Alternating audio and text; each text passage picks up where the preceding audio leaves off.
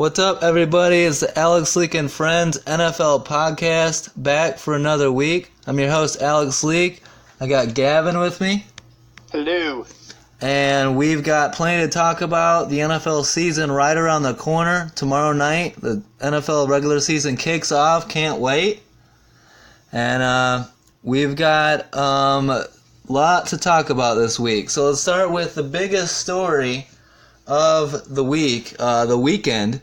The Raiders trading star linebacker Khalil Mack to the Bears in exchange for 2 first-round picks, a third-round pick, and a sixth-round pick. The Raiders, along with moving Mack to Chicago, also send a second-round pick and a fifth-round pick. I was shocked by this trade. If you heard me last week, there was no way I thought that Mack was going to end up on the Bears. I didn't think he was getting traded. Gavin, how shocked were you by this move? I was pretty shocked just because of the expensive price tag that I think we all knew that Khalil Mack was going to command. Yeah. Being one of the top defensive end, a former defensive player of the year, we all knew that Mack was going to be commanding a lot of money, which, according to John Gruden, was the reason why they were not interested in re-signing him, is because he was going to ask for too much money. And the Bears gave up a small fortune in order to get him. Future first-round picks, future third-round pick, those are all extremely valuable. But that's the cost for getting a player of Mack's caliber. Good on them to get a second-round pick back, even though it's 2 years in the future. You really have to consider that a third-round pick as far as trade value goes. But besides that, it's a good get for the Bears. They have a really talented defense and a young offense, and the youth on their team is, I think, really what benefits them. They're not paying Mitch Trubisky real quarterback money at this point, seeing that he's on his rookie contract.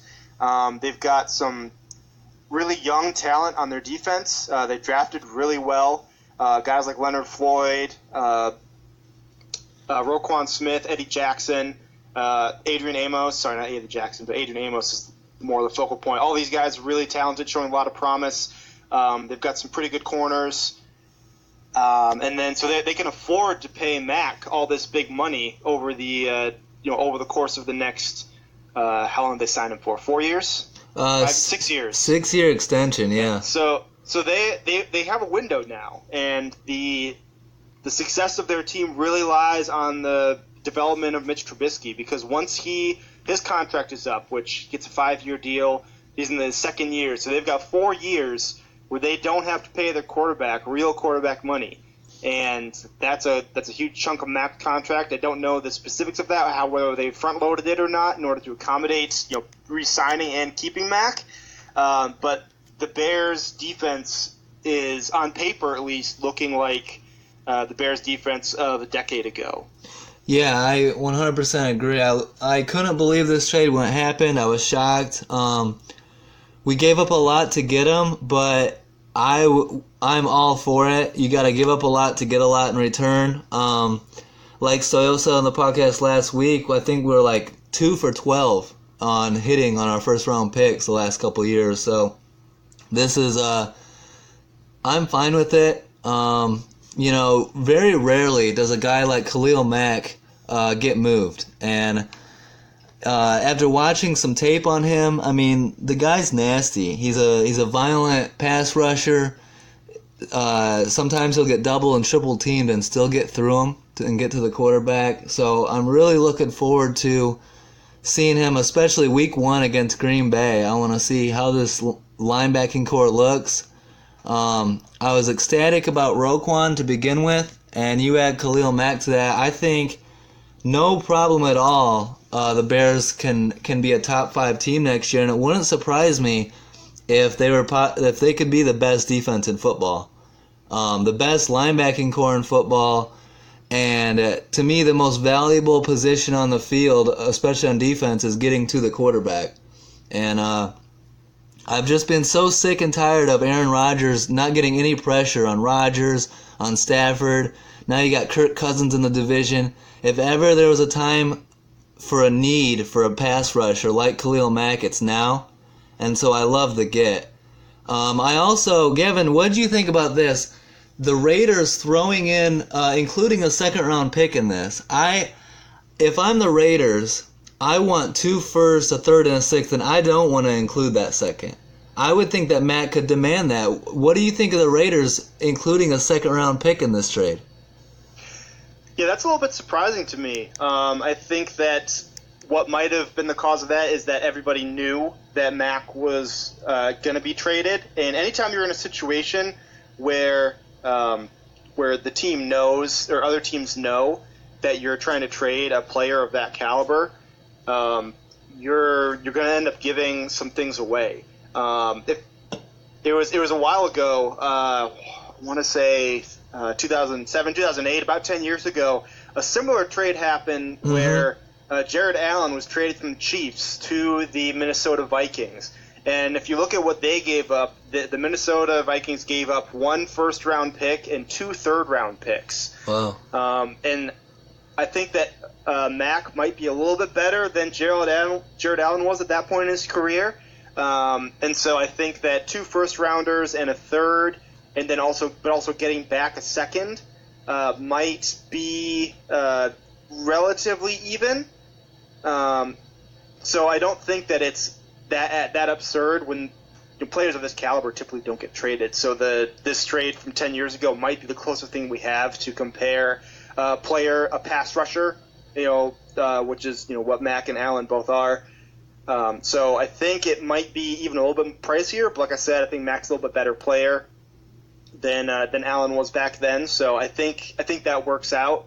And then you also have to factor in that the Bears had to hassle with signing Mack to a new contract, which I'm sure they had figured out before they made the trade.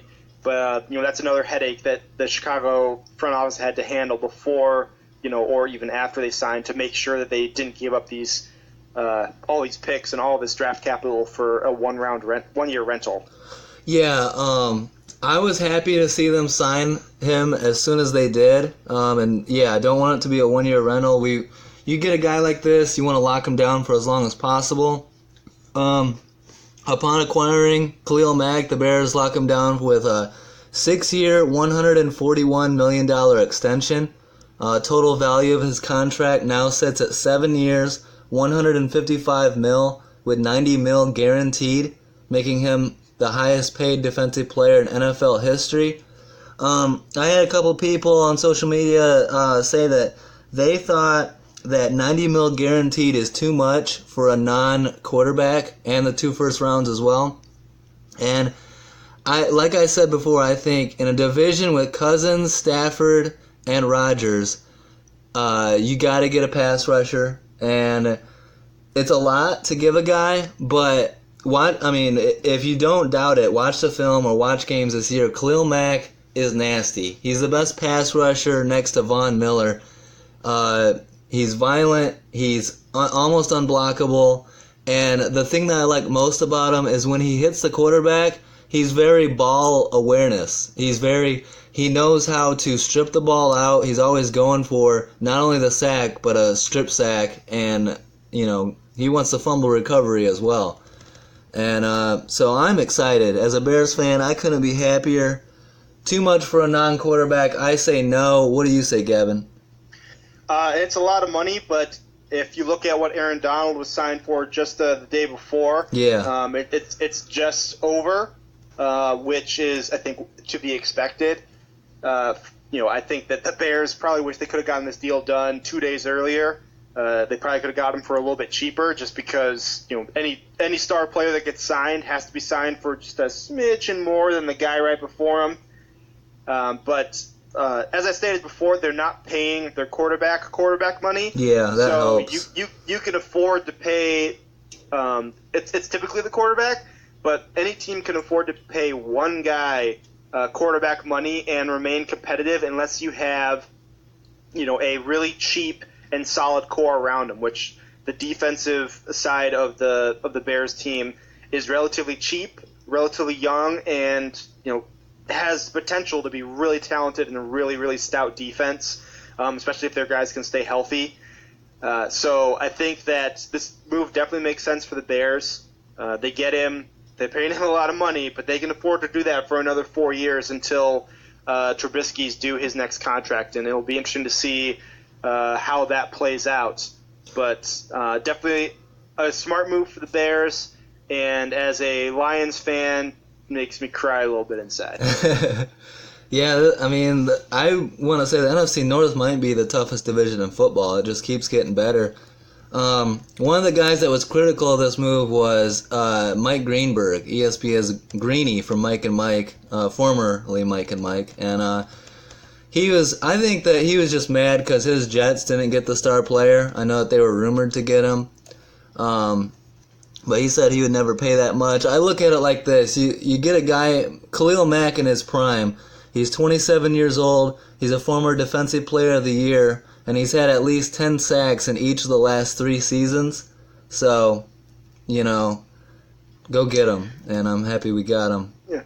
I mean, you say that, but then you have to think, well, why didn't the Raiders just sign him for that kind of money? Because they could. They had the capability of signing him again, but I think the difference between the Raiders and the Bears is if you look at the starters on the Raiders, especially on the defensive side of the ball, they don't have they're not as good on defense as the Bears are. They don't have as many starting caliber guys on the defensive side of the ball as the Bears do. And so if you look at it from the Raiders' perspective, yes, they're giving up a top 2-3 defensive end in the league.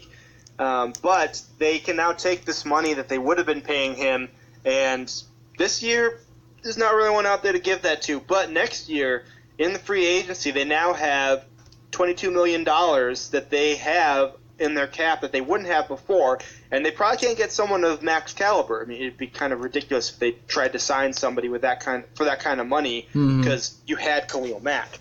But if you can get probably 2 or 3 legitimate starters for that kind of money at other positions, and you have to think when your defense is that bad, what's better? Is 3 legitimate starters at not as important positions, or 1 starter in the most important position on defense? I think that's something to factor in. I know a lot of people have been giving the Raiders shit for this move, trading away probably the best player on their team.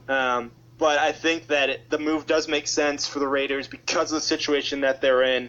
And I really hate to give John Gruden any credit because I don't believe in him whatsoever.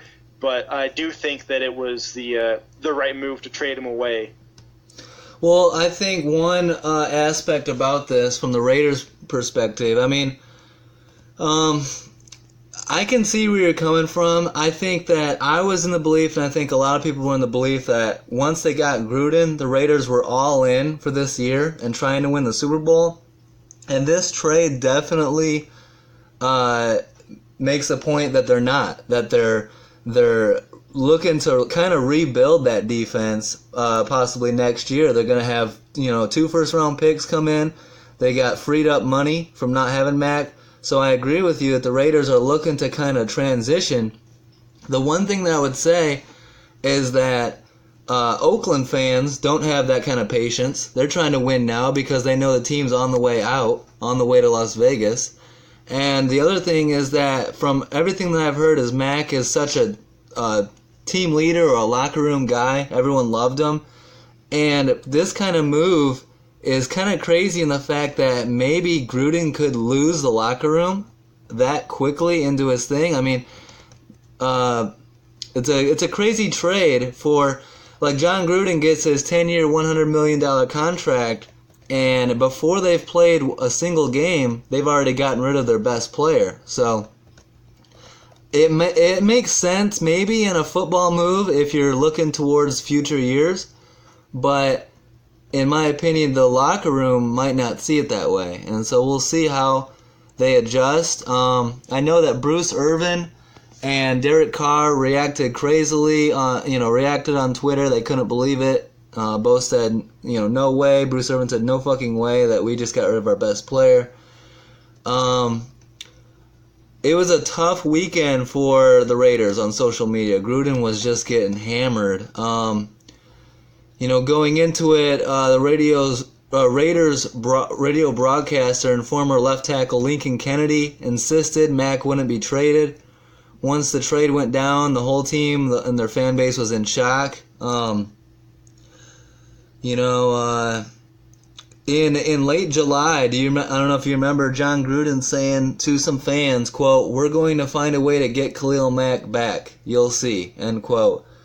Do you think that even if the Raiders offered Mack this money, do you think Mack would have signed, or do you think he was just done in Oakland and wanted to be out? Because he never talked to the Raiders and he never talked to Gruden at all.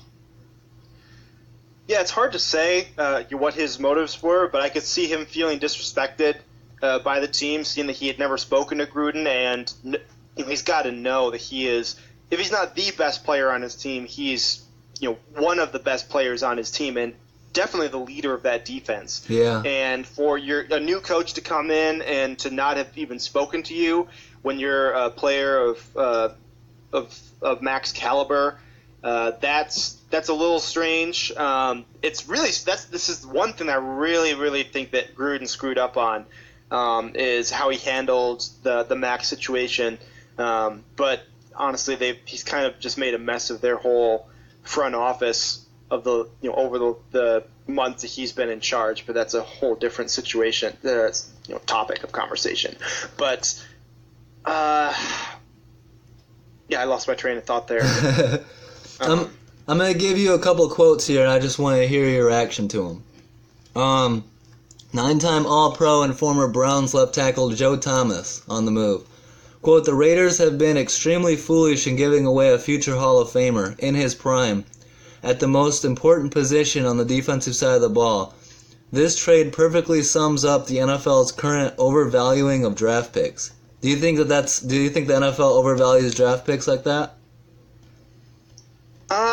I wouldn't say that they overvalue them. Like I mentioned before, the Raiders are in a situation where they don't have a lot of good defensive players. Yeah, the rest of the team. And so I think this same guy probably has a quote about building through the draft. Yeah.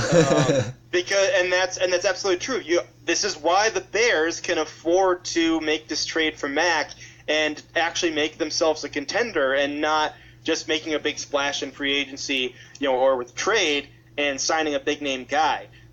Because of how they've drafted, and because of making some pretty good free agent acquisitions, on the defensive side of the ball, they can afford to pay Mack this kind of money and have them not be the only good player on their defense. Because of drafting of Roquan Smith and of drafting Amos and all these other guys that are now starting for them on defense, and they have their starting quarterback that's in his second year of his rookie contract. They can afford to do this, whereas the Raiders can't. They're already paying Derek Carr true quarterback money. Amari Cooper is going to be due a new contract here in the not terribly distant future. They already are paying guys big money, and they can't afford to do that and still be able to put together a true starting caliber lineup around Carr and Mack. They're two $20+ million guys. And if you look at the Detroit Lions 4 or 5 years ago, they were in a similar situation where they had Matthew Stafford and Megatron, who were getting paid big money, and then Ndamukong Suh, his contract was up. He was due a big deal. And they chose not to re-sign him, and were better for it in the long run. You look at the Miami Dolphins and what they did. They did nothing with Ndamukong Suh. But if you look at the Lions, they were a more successful team than the Miami Dolphins, despite not signing their best defensive player, and someone who was the strongest player at his position possibly at the time throughout the league on the side of the ball that they were weakest at, which the Lions were weak at defense, and he was a big part of the reason why they had a stronger year in his final year. But I was so happy when we didn't re-sign him, because I knew that if you give one guy that much money, you don't have that money to spread throughout the rest of your team. And while our defense is still bad, I think the team as a whole is better off in the long run. It sucks to lose a guy that talented, but if you can think to look into the future and see what what your team could be, despite not having this guy. I think that the Raiders fans will see that their team will be better in the long run without Khalil Mack, or without paying him that much money, I should say. He's definitely the best defensive player they may have in the next while, but I think their team will be better in the long run without him. But they also have to be sad that they're not really going to have a team after this year because they're moving to Vegas. Yeah, it's true. I think that Oakland fans were hoping that they were going to try to make a run for a Super Bowl and try to leave Oakland on a high note. And when they get rid of the best player, maybe on the team, at least on the defensive side of the ball, that definitely is a blow to their expectations. I mean, a lot of guys, Shannon Sharp, Colin Cowherd, all these guys are just going after the Raiders. These are all hot take buffoons. That's true. Colin Cowherd says, here's a little quote. He says, the last 14 years, the Raiders' first-round draft picks, one great player, Khalil Mack. I would say this, it had to be tough for GM Reggie McKenzie, because everyone's saying that this was Reggie McKenzie's guy, and he got him in the draft, and it was like his distinguishing pick. And so for him to move on from him, I just think that the Raiders really had no option here. I think that Mack was not playing. He made it clear, and he just wanted out. And if that's the case, then they got a decent haul back. The only thing that I would question is that second-round draft pick, but we'll see. We'll see if Gruden can turn it around in the future.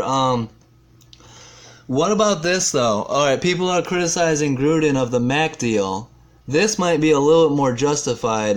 John Gruden, the Raiders have released wide receiver Martavis Bryant after trading a third-round pick for him this offseason.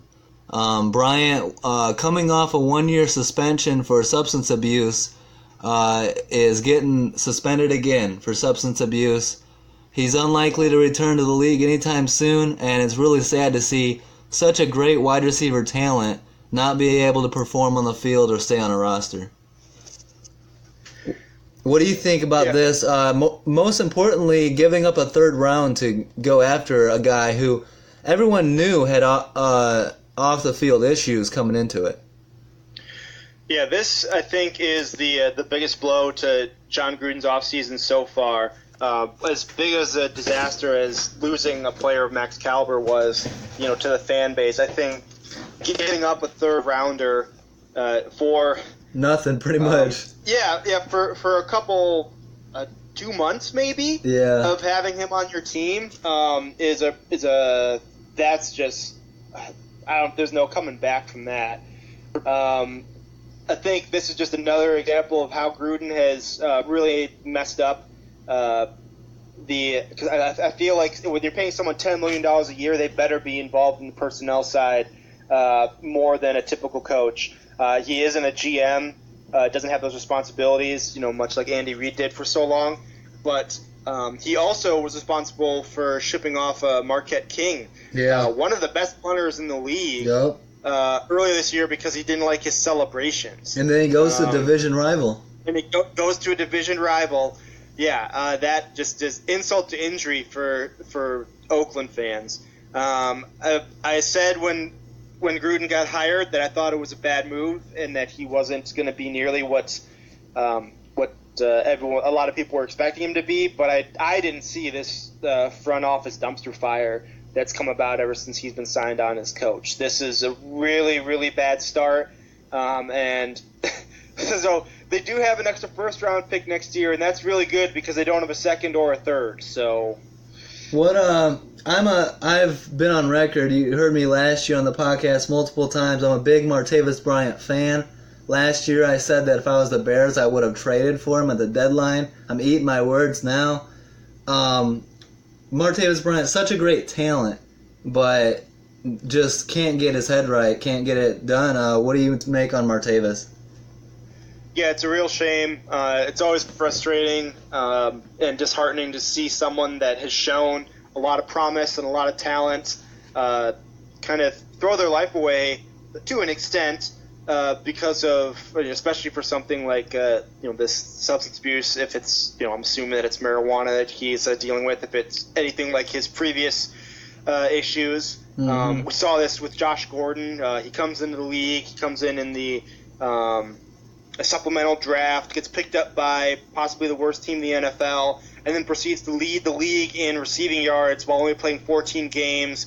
And it's really exciting to see a guy, kind of pulling through some of the hardships he had in college, and then you see his career cut short, by not being able to, or not be, whether it was he wasn't able to, or whether he just wasn't willing to give up, his substance abuse.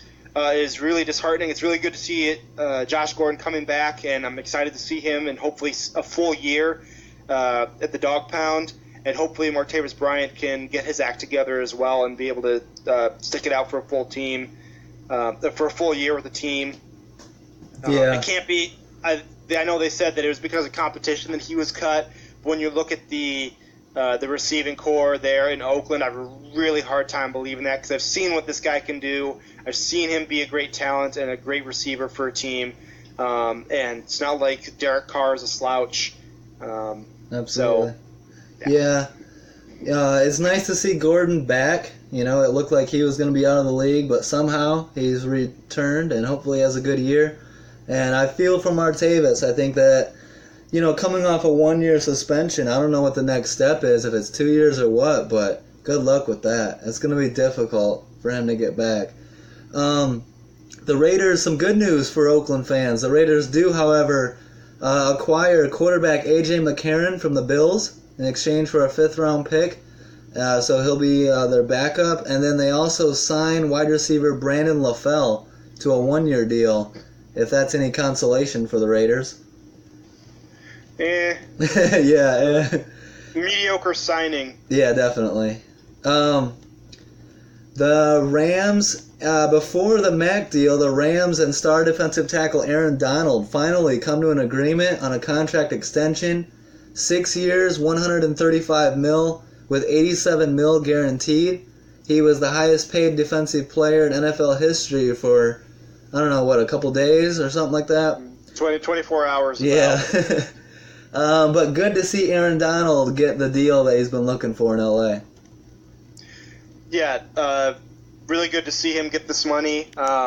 He definitely deserves it, and it's good to see the Rams finally signing their best player. Yeah. Not sure what they were doing, signing inferior players, some talented, some questionable. Well, like Cooks. What has Cooks done for them? Yeah, that one blew my mind. He's, we talked about it before. Don't understand why they signed him before Donald, but good to see him get signed. As much as we were talking about how great Khalil Mack was, Aaron Donald, I think, is an even better player. He's got just as many sacks as Mack has from a position where you're not supposed to get sacks from, which I think just shows how dominant of a player he is. If he's not the best defensive player in the NFL, he's a 1B. So it's a real good sign that the Rams were able to sign their best player. Get that off of their fans' minds, off their team's minds going into the season, because they should be trying to make a Super Bowl push this year. Yeah, absolutely. Good to see for LA. I'm sure their fans can breathe a sigh of relief. They got their defensive tackle locked down. Cowboys release kicker Dan Bailey, who owns the second highest field goal kicking percentage in NFL history. I'm sure he will get picked up soon. It's a bit of a surprise. And the Jets have worked out Dan Bailey and kicker Roberto Aguayo. Seattle announces that rookie linebacker Shaquem Griffin will start Week 1 with KJ Wright recovering from knee injury. If you remember, Shaquem is the guy with one hand and playing with brother Shaquille. You got to be excited to see Shaquem start in Week 1. Yeah, that's just such a great story. He's a talented guy. With the one hand, obviously people are going to look at him a little funny. But we've seen guys be productive, playing football with clubs. They call them on their hand, all taped up and wrapped up, not having any fingers to work with on that particular appendage. So this is really exciting. I'm happy they get a chance. The linebacker core is probably the most talented part of the Seattle defense right now. And while I'm sad that KJ Wright is recovering, I'm really happy to see that Griffin gets a chance to show off the talent that he has. And I hope that he can be effective and maybe even work his way into the starting lineup opposite of Wright. Yeah, absolutely. Definitely be pulling for him all year long. Another holdout, guys. Seahawks veteran safety Earl Thomas will report to the team and be ready to go week 1. Me and Sawyer were definitely wrong on this, calling him done in Seattle. So Seahawk fans have to be happy about this. Although Earl Thomas says he will not forget the way he was treated on this. But the good news is he'll be on the field. What do you think of Earl Thomas finally reporting?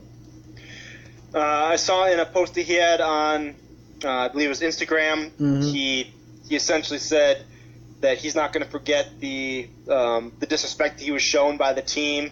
I think it's good on him. He also mentioned specifically in his post that he wanted to come back for his teammates and for his fans, the Seattle Seahawks fans. He wanted to be able to show up for them and be a productive team member. So a lot of respect to him for that, and also definitely stand with him that that he definitely needs to remember this off season. And while he probably will finish the year in a Seahawk uniform, I don't see him playing another year, just because he definitely seems like he wants out. He's reached out to a number of different teams. I know that the Cowboys reportedly offered a second-round pick for him. Yeah. The Seahawks turned down, which I can agree with.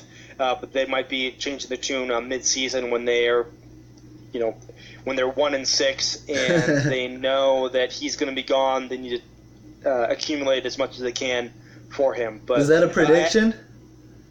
I'd have to look at their schedule, but I don't think they're going to be great this year. Wow.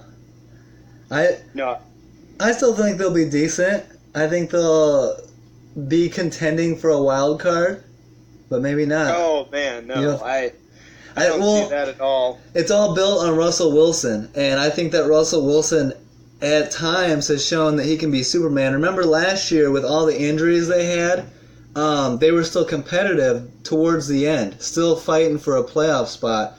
And I think as long as you have Russell Wilson healthy and as your quarterback, you'll be contending and fighting. Like, you know how NFL games are. They're decided by one possession here or there, or 3 points here or there. And I think that Russell Wilson is clutch and can maybe get them a couple wins that they're not supposed to. But that's just my opinion. Yeah, no, I agree. But I think that they, even without any injuries so far this year, despite KJ Wright being out,